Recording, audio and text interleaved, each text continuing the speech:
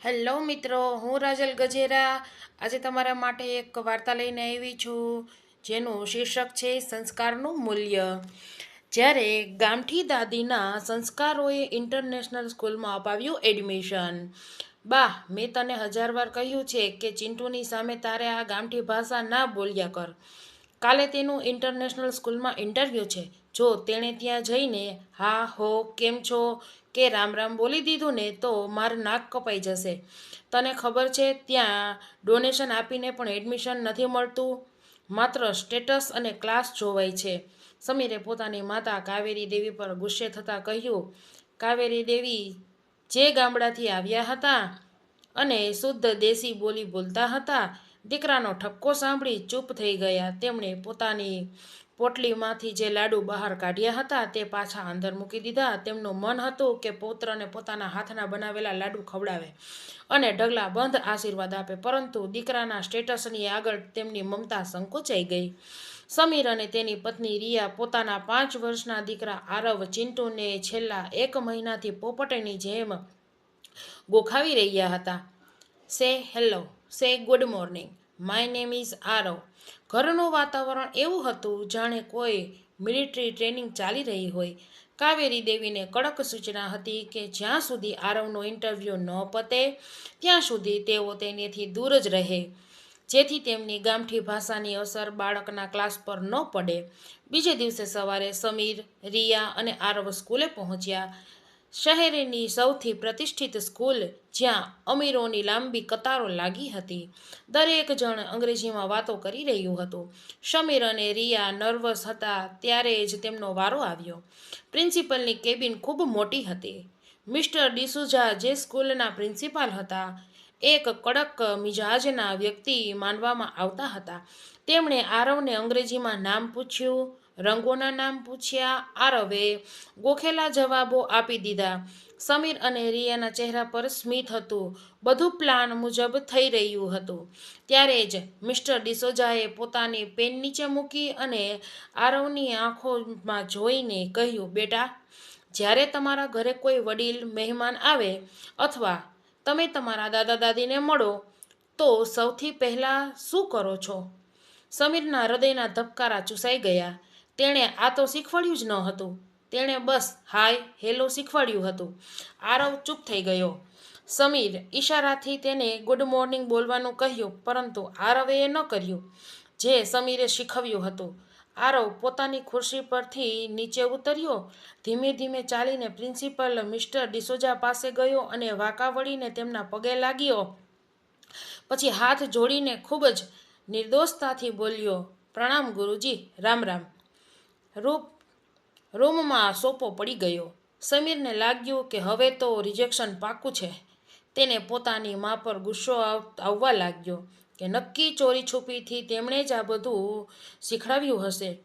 રિયાએ પોતાનું માથું પકડી લીધું, પરંતુ બીજી જ પળે કંઈક એવું થયું જેની સમીરે કલ્પના પણ ન કરી હતી. મિસ્ટર ડિસુઝા, જે અત્યાર સુધી ગંભીર હતા, જોરથી હસી પડ્યા. તેમણે આરવને ઉચકીને ખોળામાં બેસાડી લીધો. મિસ્ટર સમીર, પ્રિન્સિપાલે કહ્યું, આજે સવારથી મેં 50 બાળકોના ઇન્ટરવ્યૂ લીધા હતા. બધા રોબોટની જેમ હાય હેલો ગુડ મોર્નિંગ બોલી રહ્યા હતા, પરંતુ તમારા દીકરાએ જે કર્યું તે આપણી સંસ્કૃતિ છે.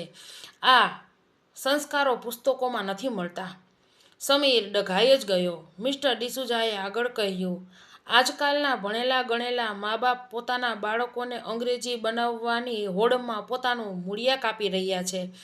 બાળક અંગ્રેજી તો સ્કૂલમાં શીખી જ લેશે, પરંતુ વડીલોને પગે લાગવું, રામ રામ કહેવું, પોતાની ભાષા પર ગૌરવ કરવો, આ તો ઘરેથી જ મળે છે. કોણ શીખવે છે આને આ બધું? આરવ ઉત્સાહથી બોલ્યો, મારા દાદી એ કહે છે કે વિદ્યા તો વિનય આપે છે અને સૌથી મોટું ભણતર ઝૂકવું નમ્રતા હોય છે. પ્રિન્સિપલે સમીરે સામે જોયું. તમારા માતાને મારા પ્રણામ કહેજો. તેમનો પૌત્ર આજે ફક્ત એટલા માટે સિલેક્ટ થયો છે કારણ કે તેની પાસે એક અલગ ઓળખ છે. ભાષા સંવાદનું માધ્યમ છે, શરમનો વિષય નથી. ઘરે પાછા ફરતી વખતે ગાડીમાં સન્નાટો હતો. સમીરને પોતાના કહેલા શબ્દો યાદ આવી ગયા હતા. ગામઠી ભાષા, નાક કપાઈ જશે. આજે એ જ ગામઠી સંસ્કારોએ તેને સૌથી મોટી સ્કૂલમાં સન્માન અપાવ્યું હતું.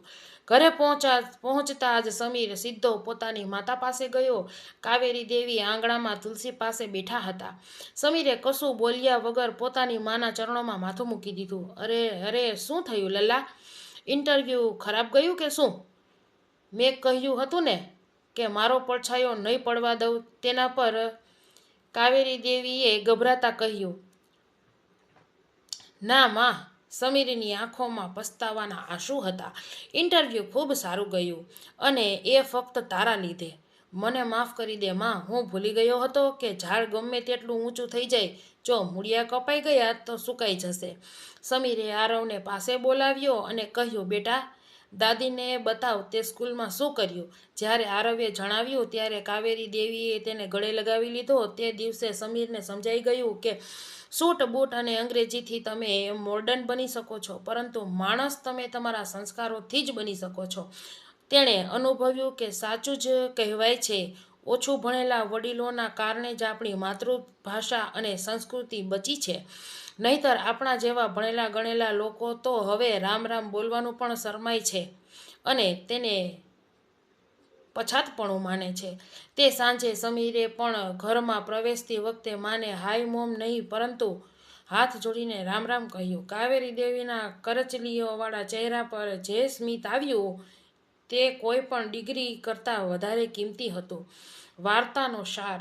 મિત્રો, આધુનિક બનવું ખોટું નથી, પરંતુ પોતાનું મૂળ ભૂલી જવું, મૂળ ભાષા અને પોતાના વડીલોને ભૂલી જવા એ સૌથી મોટો મૂર્ખામી છે. અંગ્રેજી એક ભાષા છે, કળા છે, પરંતુ આપણી માતૃભાષા અને આપણા સંસ્કાર આપણી ઓળખ છે. પોતાની સંસ્કૃતિ પર શરમાશો નહીં, પણ ગૌરવ કરો. તમારા માટે પ્રશ્ન છે, શું તમને પણ લાગે છે કે આજની પેઢી અંગ્રેજીના ચક્કરમાં પોતાના સંસ્કારોથી દૂર થઈ જાય છે? શું માતા પિતાને ઘરમાં પોતાની માતૃભાષા બોલવા પર ભાર મૂકવો જોઈએ? તમારો અભિપ્રાય કમેન્ટ કરજો. જો તમને મારી વાર્તા પસંદ આવી હોય, હૃદયને સ્પર્શ કર્યો હોય તો લાઈક કરો, શેર કરો, કોમેન્ટ કરો અને કોમેન્ટમાં તમારા અભિપ્રાય આપવાનું ભૂલશો નહીં. ધન્યવાદ.